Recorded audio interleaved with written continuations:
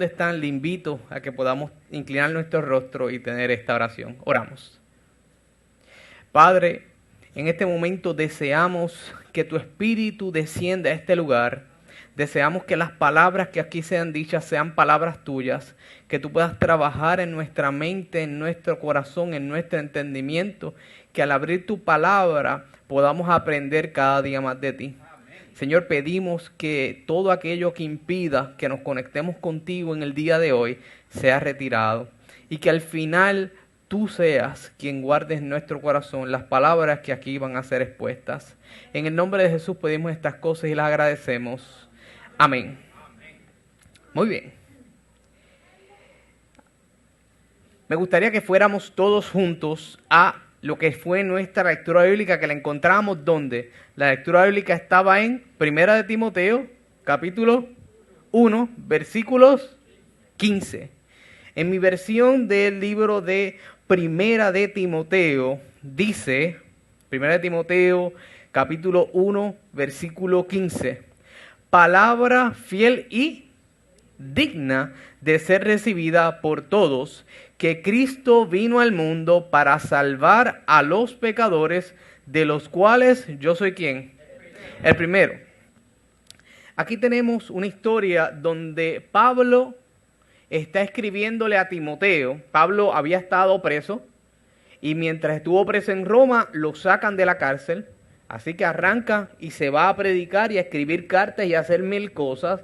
Y tiempo después lo vuelven a meter preso para lo que sería su última vez en la cárcel, porque luego de eso lo decapitan y Pablo muere. Pero antes de que él muriera, él escribió Primera de Timoteo y le escribió a Tito, porque él les quería dejar a ellos unas instrucciones con relación a las personas que estaban enseñando errores. Miren cómo es la situación. Pablo tuvo mucho tiempo en la cárcel para escribir muchas cartas, epístolas y enviarlas a las iglesias. En este caso, en este momento, Timoteo, que era uno de los seguidores de Pablo, estaba en una posición donde Pablo tenía que darle una misión. La misión era que él, con Timoteo, pudiera seguir llevando la palabra a todo el mundo, pero de una manera correcta.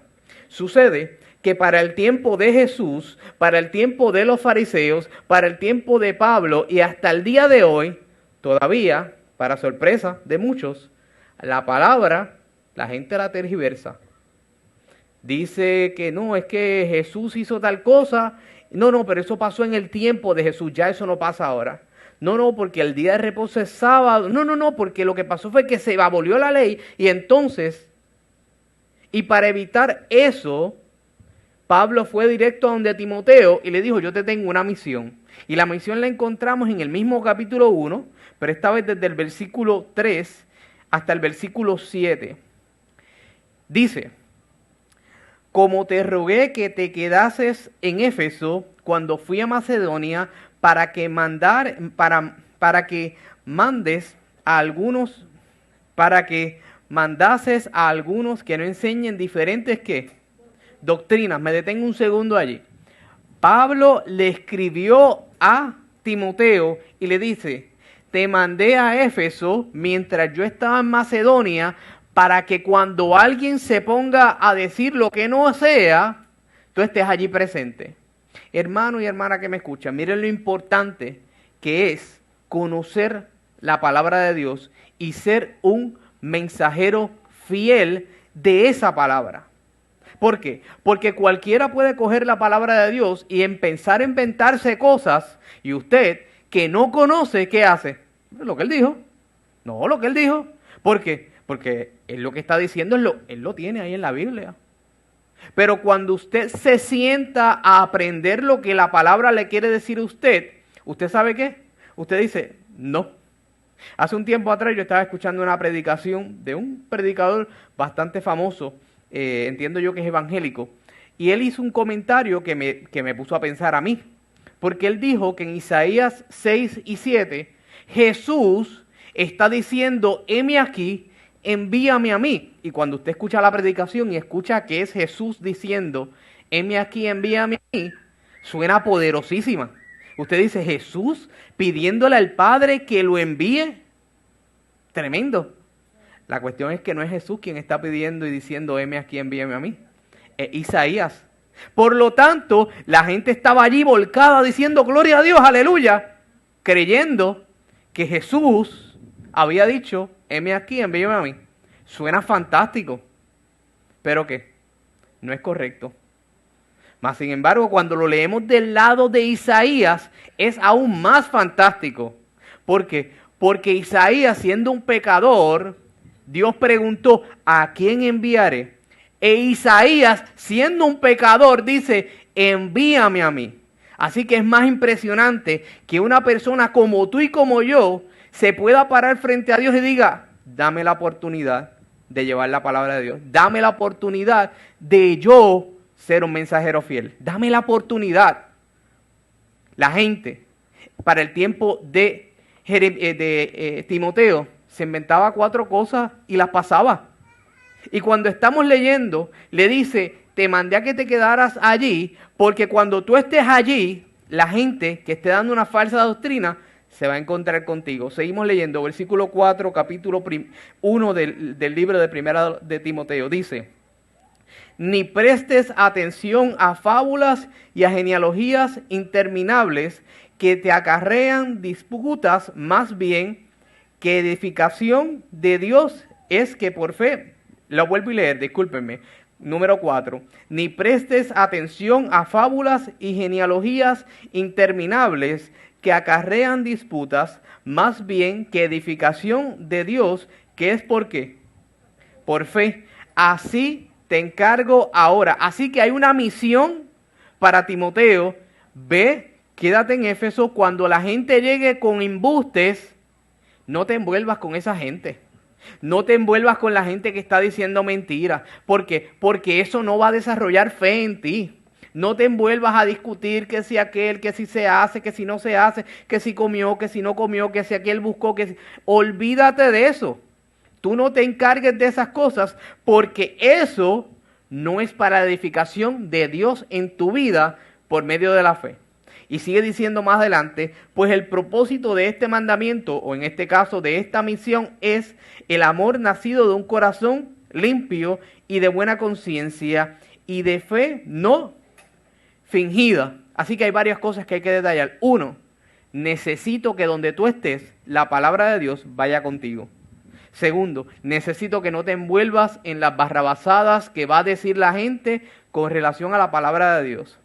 3, necesito que tu corazón sea un corazón puro y que no finja que lo que está leyendo lo entiende, lo comprende y es así por completo. Necesito que te escudriñes de buena conciencia y de fe, ¿qué es la fe?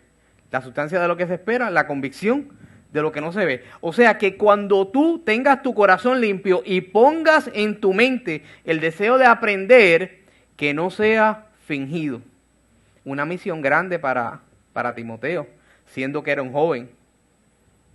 Pero Pablo sabía que Timoteo lo podía hacer. Así que termina diciendo en el versículos 6 y 7, de las cuales cosas, desviándose algunos, se apartaron a vana palabrería, queriendo ser doctores de la ley, sin entender lo que hablan ni lo que afirman.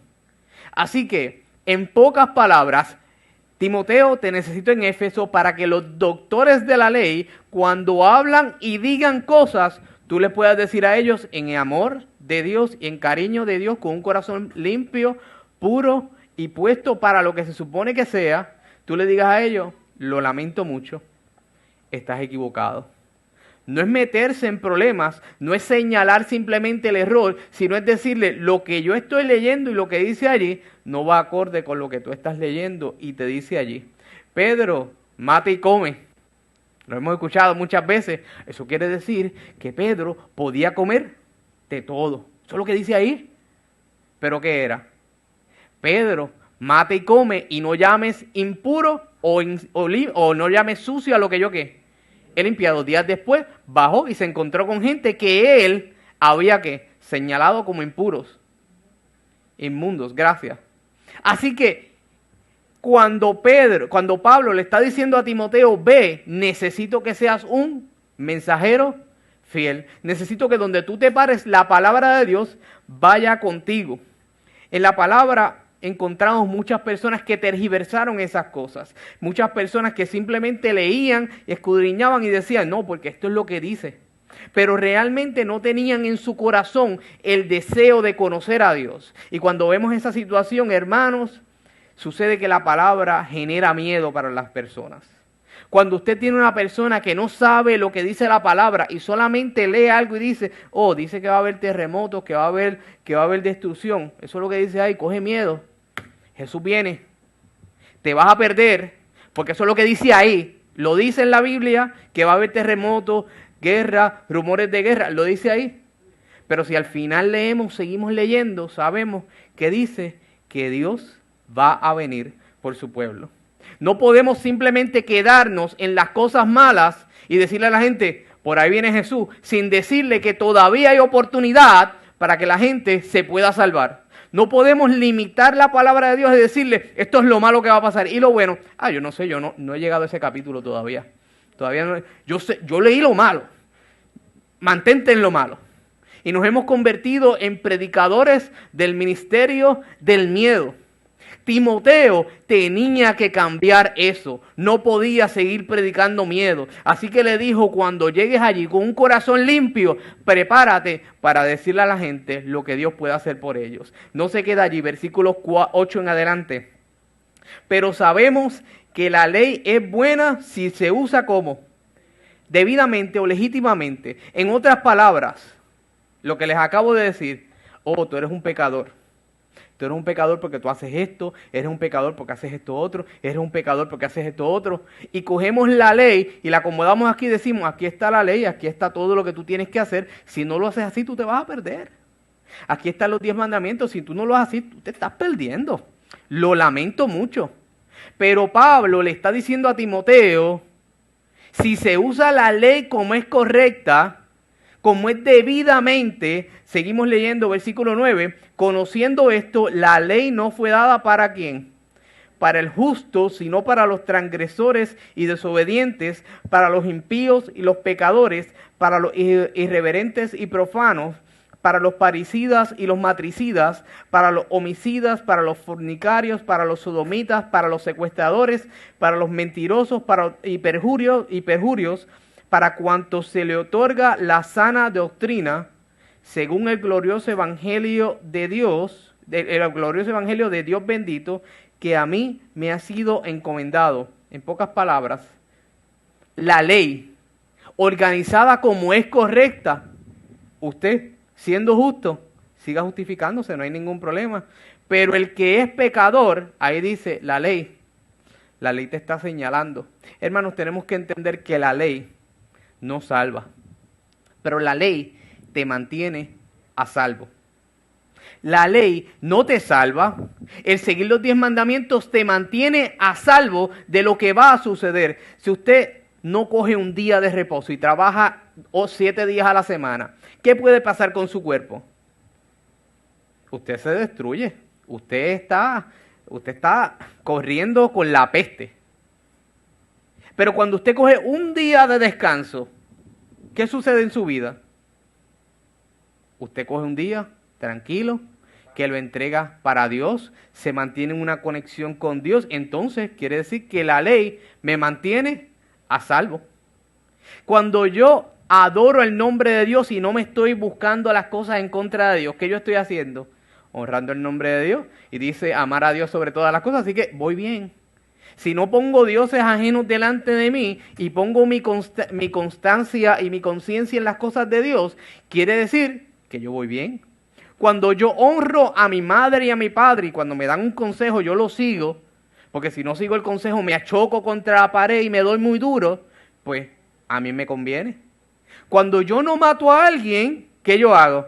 Yo voy tranquilo. ¿Por qué? Porque si la policía me coge y yo mato a alguien, ¿qué va a pasar conmigo? Me voy para la cárcel. Si yo no adultero, ni mi familia, ni la familia de la otra persona que se ve afectada. Si yo no codicio, Yo no tengo que estar pendiente por lo que tiene el otro, porque el otro tiene lo que tiene y yo tengo que lo mío. Así que la ley que no te salva, te mantiene a salvo. La ley que no te, y vuelvo y lo digo con puntos para que lo podamos entender. Usted seguir al pie de la letra la ley le va a beneficiar porque lo mantiene a salvo de los errores que puede cometer. Pero usted puede venir todos los sábados a la iglesia y salir de la iglesia e irse a cualquier esquina a hacer cosas que la ley le está diciendo que está incorrecto. Por lo tanto, aquí le está diciendo a Timoteo, ¿sabes qué? La ley es importante para aquellos que se están ¿qué? Estrellando contra las paredes. Pero para ti que eres justo, mantente dentro de la ley, pero sabiendo que te vas a mantener acomodado. No estoy diciendo que ustedes, y para aclarar, no vaya a ser que yo haya dicho algo que alguien lo malinterprete, no estoy diciendo que usted no tiene que seguir los 10 mandamientos. Yo estoy diciendo que con los 10 mandamientos usted se mantiene a salvo. Con los 10 mandamientos usted se mantiene por el camino correcto. Siempre me gusta la imagen de que los mandamientos no son una barrera, sino son una cerca para que usted no se salga del camino. Los mandamientos no son para, ay, qué malo es Dios que no me deja robar. Dios es tan malo que no me deja acostarme con otra esposa que no sea la mía. Es tan malo. Es tan malo que yo no puedo decirle 4 verdades a mi papá. Malísimo. Es tan malo que me está regalando un día de reposo. Es malísimo. Malísimo. Yo quiero trabajar todos los días. Timoteo tenía que entender que Dios en su ley lo que guardó fue la santidad y la salvación de usted. ¿Se entendió lo que quería decir, verdad? No quiero que nadie se me espante y diga, oh, mira, Jules dijo. No. La ley de Dios es importante y más cuando usted está fuera de ella. Seguimos aquí leyendo. Según el glorioso, versículo 11, según el glorioso evangelio de Dios bendito, que a mí me ha sido encomendado. Pablo le está diciendo, la ley es sumamente importante para los que se están perdiendo y aquellos que creen que están en la ley y no se han dado cuenta que están fuera de ella. A mí me ha sido encomendado decirle a ellos, necesito hablar contigo. ¿Por qué Pablo escribió tantas cartas a las iglesias? Porque les tenía que decir a las iglesias, ustedes creen que van por la ley, pero les tengo algo mejor para que se enteren. Pero hermano, usted no se me asuste, no se me achicopale. Por el contrario, visualice lo que tiene que decirle Pablo al hermano Timoteo, nuestro amigo panita Timoteo, cuando le hablan los próximos versículos. Doy gracias al que me fortaleció. ¿A quién? A Cristo Jesús, nuestro Señor, porque me tuvo por fiel poniendo en el ministerio, habiendo yo sido antes blasfemio, perseguidor, ¿qué más? Injuriador, mas fui recibido ¿a qué? A misericordia, porque lo hice en ignorancia e incredulidad. Y esta es la parte que a usted le tiene que volar la cabeza. Versículo 14. Porque la gracia de nuestro Señor fue más abundante con la fe y el amor que es en Cristo, ¿quién? Jesús. Así que la historia de todo esto es que Pablo se da cuenta que por más malo que él fue, por más malo que había sido en su vida, la gracia de nuestro Señor fue más que más abundante. Habían pecados que él no podía parar de hacer, pero ¿sabes qué pasó? La gracia del Señor fue que más abundante. Y cuando vemos que nuestro Señor está pendiente a darnos su gracia, nos mantenemos a salvos en la ley. Cuando vemos que el Señor lo que está extendiendo es su gracia para que tú y yo nos salvemos, podemos ser perjudicadores, personas que insultan, personas que dañan, pero la gracia de Dios será más abundante. Ahora, yo no le estoy diciendo que vayan a decir por ahí 4 suciedades a la gente. Lo que sí quiero entender es que si tú piensas que tu vida está muy destruida y muy separada de Dios, la gracia de nuestro Señor es más abundante. Cuando tú piensas que tú eres el malo de la película y quieres cambiar, Dios se acerca a ti y te dice, yo te voy a hacer el cambio porque mi gracia es más abundante. Cuando tú piensas que no hay cambio en tu vida, que no puedes salir de las situaciones que estás haciendo, que tu vida está cada día tirada en un vacío, todavía la gracia de nuestro Señor es ¿qué? Más abundante. Cuando tú creas que el Señor no tiene oportunidad de sacarte del lado, del lugar donde tú estás estancado, la gracia de nuestro Señor fue más abundante. Esta puede ser tu consigna cada vez que tú te veas y te encuentres pecando y vayas a donde Dios y Dios te limpie. Y le digas al Señor, Señor, gracias porque tu gracia es más abundante. Gracias porque cuando yo me estaba perdiendo, cuando yo quería salir de esto, tu gracia me alcanzó.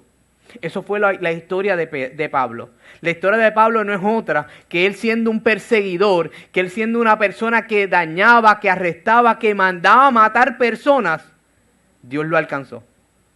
¿No crees tú que Dios también te puede alcanzar?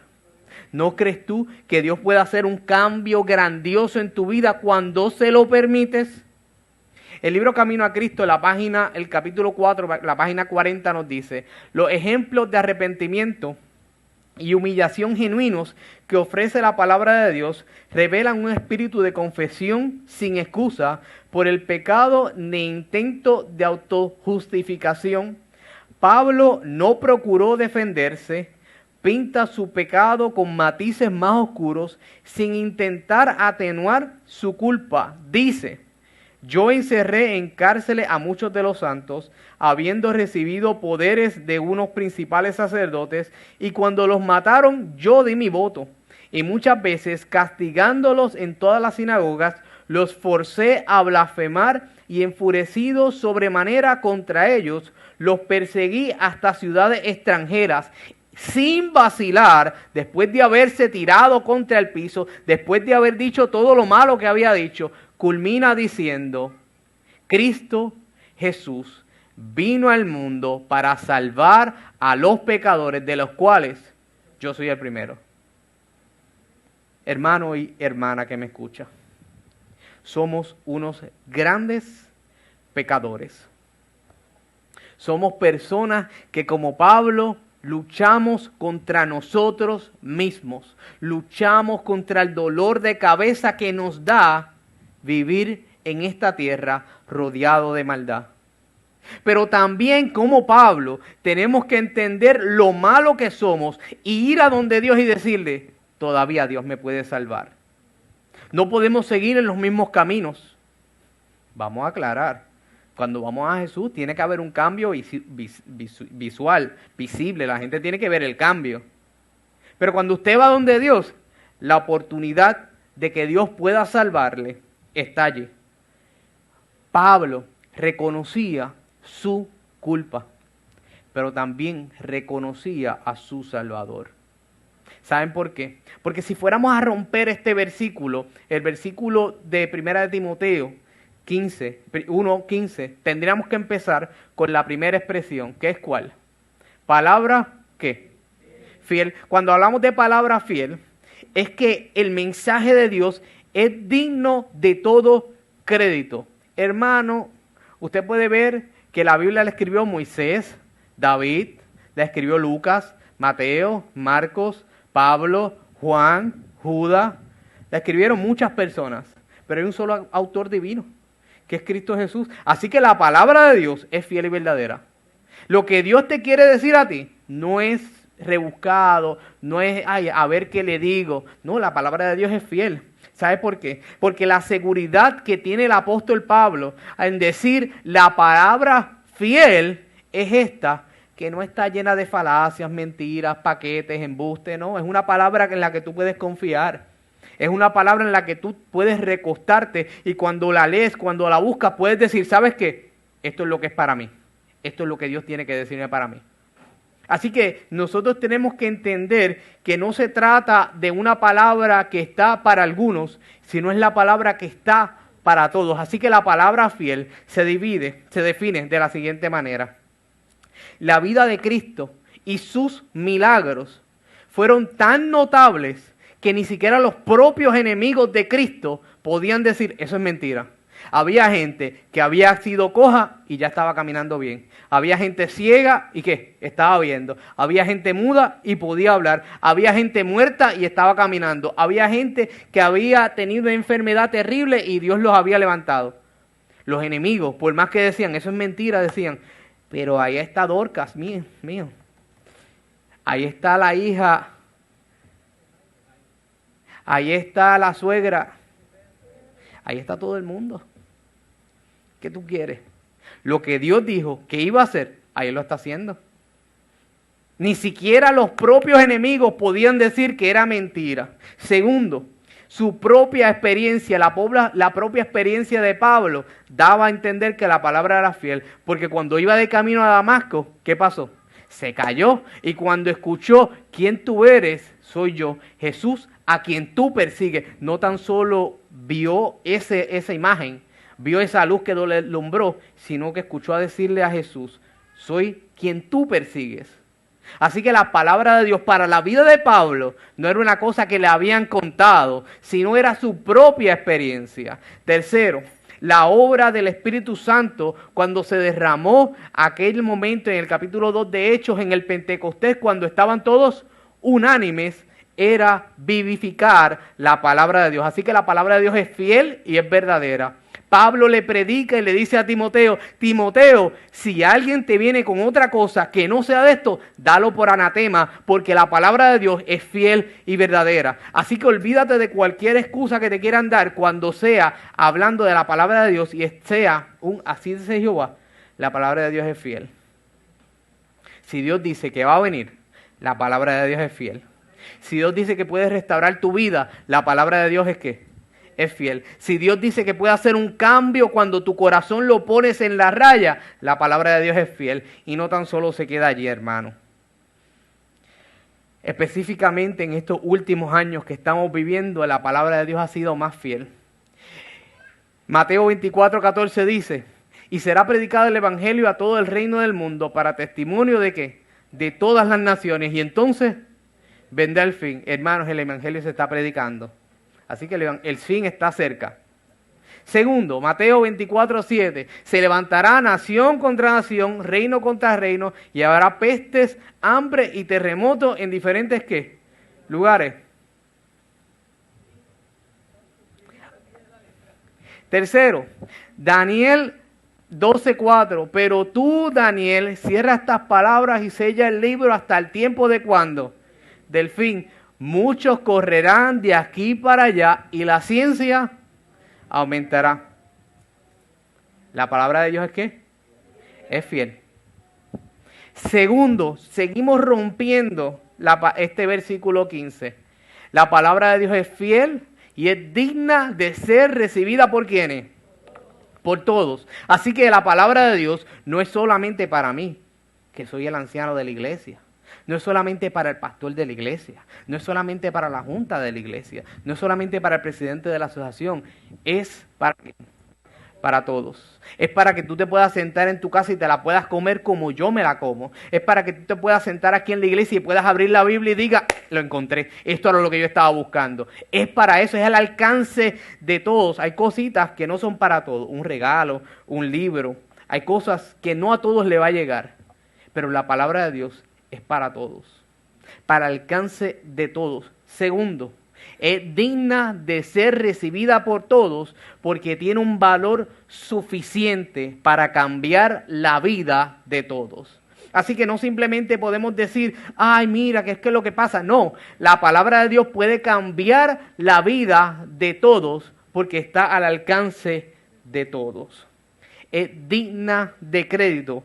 Porque a pesar de que muchas personas no la utilizan para bien o que muchas personas la desacreditan, como quiera la palabra de Dios todavía hasta el día de hoy dice que va a venir por nosotros, dice que puede perdonar nuestros pecados, dice que hay oportunidad de salvación, dice que por medio del bautismo nosotros limpiamos nuestros pecados, dice que Dios quiere venir a cambiar tu vida. La palabra de Dios es digna para todos. Para el niño pequeño como para la persona más adulta. Todavía la palabra de Dios es fiel y es que digna para ser recibida de todos, pero no se queda allí. Si lo rompemos aún más, nos dice que la palabra de Dios es fiel, digna de ser recibida de todos, y que Cristo Jesús vino ¿a dónde? Al mundo. No tan solo vino para demostrarnos, sino vino para enseñarnos. No solamente vino para que la gente dijera, ahí está Jesús, sino para que la gente pudiera irse con Jesús. Y no tan solo termina allí este versículo, sino que dice que la palabra de Dios es fiel, digna de ser recibido de todos, que Cristo vino al mundo, ¿para qué?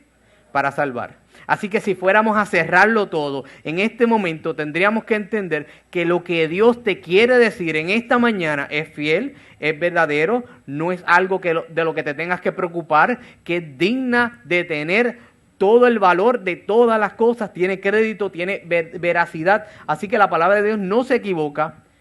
Y el final de eso te dice, Cristo vino a este mundo para salvarnos. Jesús no simplemente vino para que fuéramos a Medio Oriente, que está bueno que vayamos allá, definitivo, todos nos gustaría ir a ver dónde es que dicen que está aquel monte, dónde está esto. No, lo importante y lo mundial de todo esto es que Jesús vino a esta tierra para salvar al pueblo de Arecibo, para salvar al país de Puerto Rico, para salvar al hemisferio occidental y al hemisferio oriental. Para todo el mundo la palabra de Dios vino y Jesús vino a esta tierra para con ellos. Así que hermano y hermana, no es simplemente enseñar lo que es moral, como muchos pastores o muchas personas piensan que se debe enseñar, sino que Jesús con su propio ejemplo nos dio a nosotros oportunidad de saber lo que era venir a salvar a una humanidad. Cuando nos acerquemos a Dios, vamos a entender el por qué la palabra de Dios es fiel y verdadera. Ahora, la pregunta que tenemos que hacer no es ¿a quién vino a salvar Jesús? Jesús vino a salvarte a ti y me vino a salvar a mí. Jesús vino a darte oportunidad a ti para que seas un mensajero fiel, como lo fue Pablo, como lo fue Pedro, como lo fue Timoteo, como lo fueron muchos de la Biblia. Dios está esperando que tú sigas siendo ese mensajero fiel. Dios no está esperando que tú cambies la vida de hoy para mañana, pero sí Dios está diciendo, necesito que me des la oportunidad, que por medio de mi palabra tu vida cambie, que por medio de mis acciones tú puedas entender lo que es correcto, que tú puedas comprender lo que Dios tiene separado para ti. Hermano y hermana, al final de ese versículo 15 del libro de Primera de Timoteo, capítulo 1, dice, palabra fiel y digna de ser recibida por todos, que Cristo vino al mundo para salvar a los pecadores, de los cuales yo soy el primero. Hermano, si usted se siente sabio, si usted se siente que es una persona que nunca ha pecado, que no peca, que usted camina por las nubes, esperamos vernos en el cielo definitivamente, porque usted es santo. Pero como nosotros todavía no caminamos por las nubes, como nosotros nos levantamos a veces del pie izquierdo, cuando a veces estamos guiando y nos sale algo que no se supone que nos salga, todavía la palabra de Dios nos dice que vino por nosotros a salvarnos. Si usted todavía cree que Dios no le puede salvar, permítame decirle que Dios vino a esta tierra para que usted sea salvo, para que usted tenga oportunidad de salvación, pero la decisión es ahora. La decisión es en este momento. Ay, pero mañana yo la puedo tomar. Claro que sí, pero hoy es el día, cuando estás aquí, cuando puedes decirle al Señor, Señor, ¿sabes qué? Yo necesito escuchar lo que tú tienes que decirme para mí. Pablo sabía que tiempo después iba a perder su vida, pero no quería dejar pasar ese momento para decirle a Timoteo, Timoteo, necesito que entiendas que Dios me vino a salvar a mí, porque yo soy el peor pecador, yo soy el hipócrita más grande que existe aquí, yo soy la persona que perseguía a los judíos, perseguía a los cristianos y ahora mírame, yo soy el peor, por eso es que yo soy el primero de los pecadores. ¿Por qué? Porque cuando las demás personas estaban muriendo creyendo en Dios, yo estaba ahí diciendo, mátalos, sí, total, uno menos.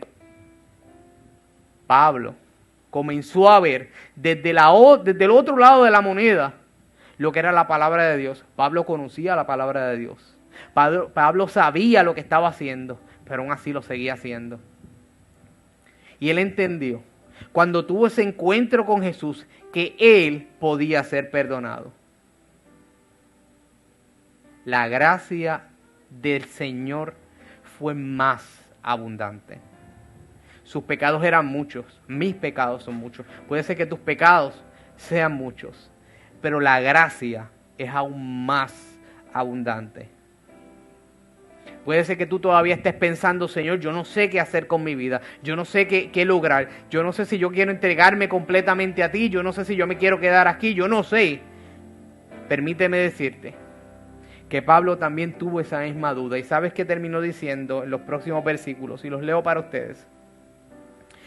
Pero por esto fui recibido a misericordia, para que Jesucristo mostrase en mí el primero toda su clemencia, para ejemplo de los que habrían de creer en él para vida eterna. Pablo le dice a Timoteo, primero, antes de yo acercarme a otra persona, ese perdón lo recibí yo. Yo no te estoy hablando por algo que me contaron. Yo no te estoy hablando por algo que me dijeron. Yo no te estoy hablando porque alguien me contó, que Dios se le acercó. No, eso me pasó a mí. Y puede ser que a ti te hayan pasado 1000 cosas, demasiadas cosas, que tú digas, el Señor no me puede perdonar. Pero Dios necesita una oportunidad para demostrarte que sin misericordia te quiere alcanzar. Próximo versículo, versículo 17. Por tanto, el Rey de los siglos, inmortal, invisible, al único sabio Dios, sea el honor y la gloria por los siglos de los siglos. Amén. Este mandamiento, hijo Timoteo, te encargo para que conforme a las profecías que se te hicieron antes en cuanto a ti, milites por ellas la buena milicia, manteniendo la fe y la buena conciencia, desechando la cual naufragó en cuanto a la fe de algunos. Un requisito esencial para recibir e impartir el amor perdonador de Dios es conocer ese amor que nos profesa y creer en él. Satanás obra mediante todo engaño a su alcance para que no discernamos ese amor. Nos inducirá a pensar en nuestras faltas y transgresiones que han sido tan graves que el Señor no oirá a nuestras oraciones y que no nos bendecirá y no nos salvará. No podemos ver en nosotros mismos sino flaquezas ni alguna otra cosa que nos recomiende a Dios. Satanás nos dice que todo esfuerzo es inútil y que no podemos remediar nuestros defectos de carácter. Cuando tratamos de acercarnos a Dios, surgirá el enemigo, de nada vale que ores. ¿Acaso no hiciste esa maldad? ¿Acaso no has pecado contra Dios y contra tu propia conciencia? Pero podemos decir al enemigo que la sangre de Jesucristo nos limpia de todo pecado. Cuando sentimos que hemos pecado y no podemos orar, ese es el momento de orar. Podemos avergonzarnos y profundamente humillarnos, pero debemos orar y creer. Palabra fiel y digna de ser recibida por todos, que Cristo Jesús vino al mundo para salvar a los pecadores, de los cuales yo soy el primero. El perdón, la reconciliación con Dios no nos llegarán como recompensa a nuestras obras, ni se otorgan por méritos de los hombres pecaminosos, sino que son una dádiva que se nos concede a causa de la justicia inmaculada de Cristo. De Cristo, de Jesús. El libro se llama El Discurso del Maestro de Jesucristo, página 98. Hermano y hermana, Dios desea que seamos mensajeros fieles. Pero antes de ser mensajeros fieles, tenemos que entender que Él nos puede perdonar. Yo no sé por lo que tú estás luchando hoy, no sé con lo que has estado luchando durante la semana, no sé cuál sea el pecado escondido, que sé que todos tenemos un pecado escondido, pero todavía hay oportunidad de salvación. Todavía Dios quiere acercarse a ti y decirte, mi fe, mi gracia sobreabunda. donde abundó el pecado, sobreabundó la gracia. Donde el pecado estuvo, desapareció cuando llegó Cristo. Necesito que me des la oportunidad. Pablo le dijo a Timoteo, yo te quiero decir que hay todavía personas que tienen oportunidad. Todavía nosotros, hoy aquí, sábado, bien vestidos, todavía tenemos oportunidad de salvación. Usted puede estar haciendo todo lo que usted piensa que es correcto, tomándose todos los remedios correctos para salvarse y al final perderse. Lo que realmente garantiza una salvación con Cristo, una salvación perfecta, es hoy usted decirle al Señor, Señor, necesito de ti en mi vida. Necesito que hagas un cambio en mi ser. Tú sabes lo que yo estoy ocultando, tú sabes lo que estoy pasando, tú sabes lo que está pasando en mi casa, tú sabes lo que está pasando en mi trabajo, tú lo sabes lo que estoy haciendo tras el bastidor, sabes lo que estoy pensando cuando no se supone que piense en eso. Señor, necesito que tu gracia abunde en mi vida. Yo deseo seguir tu ley y se me complica, pero sé que tu gracia me puede ayudar. Necesito sentirme a salvo siguiendo tus mandatos. Esa es la invitación de Dios para ti hoy. La invitación de Dios es que no te limites a esperar o a creer que lo tienes todo agarrado por el mango. Decir, ya yo sé lo que tengo que hacer. Sino decirle, Señor, yo no sé lo que yo tengo que hacer. Pero lo que sí sé es que tú viniste a esta tierra para salvar a los pecadores. Y aquí estoy yo. Necesito tu salvación. Confesad vuestros pecados, porque Él es fiel y justo para perdonarnos. Hoy es el día. Este es el momento. La casualidad de por qué yo estoy aquí, yo estoy allá, fui, llevé, traje. Esa casualidad, olvídese de eso. Usted aproveche lo que Dios le ha traído hoy. No a mí, no por mí, sino en este momento. Porque yo, hermanos, soy el primero que necesito ese perdón y esa salvación. Yo me puedo vestir bien bonito, pero solamente Dios conoce lo que está en mi corazón, al igual que Dios conoce lo que está en su corazón. Pero hermano, permítale a Dios que esa gracia, que esa paz, que ese amor que el mundo no comprende pueda habitar en su vida. Le invito a ponerse en pie, deseo tener una oración con ustedes.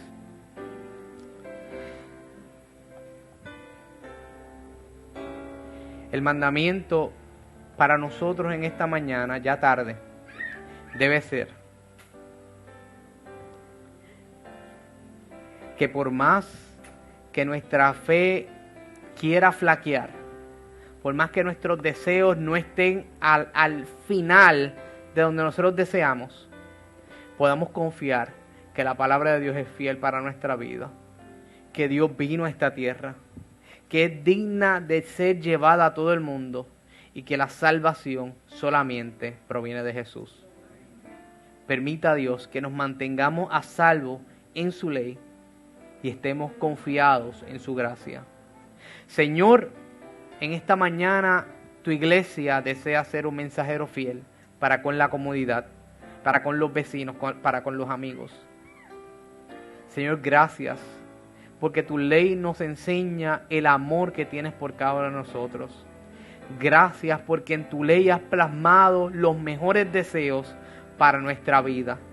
Gracias porque lo que deseas en nuestra vida es que podamos andar por un camino bajo tu sombra, Señor. Señor, permite que nos mantengamos a salvo cumpliendo tu ley, pero confiando en que eres tú quien puede darnos la salvación. Señor, que nuestras obras representen lo que tú eres y que nuestra fe vaya a tono con lo que tú has hecho en nuestra vida. Señor, henos aquí, un grupo de tus hijos, pecadores, personas llenas de faltas, que necesitamos de ti. Pero queremos agradecerte por tu palabra fiel. Queremos agradecerte porque no nos has fallado hasta el día de hoy. Y queremos agradecerte porque sabemos que próximo estás de venir. Permite que las palabras que hayan sido dichas en esta mañana vayan acorde con lo que tú tienes preparado para nosotros. Señor, gracias, porque mientras nosotros estábamos perdidos, Jesús vino a esta tierra en búsqueda de nosotros. Que juntos podamos añorar y anhelar que otras personas puedan llegar también a tus pies. Señor, gracias por escucharnos y por bendecirnos. En el nombre de Jesús pedimos estas cosas y las agradecemos. Amén. Amén.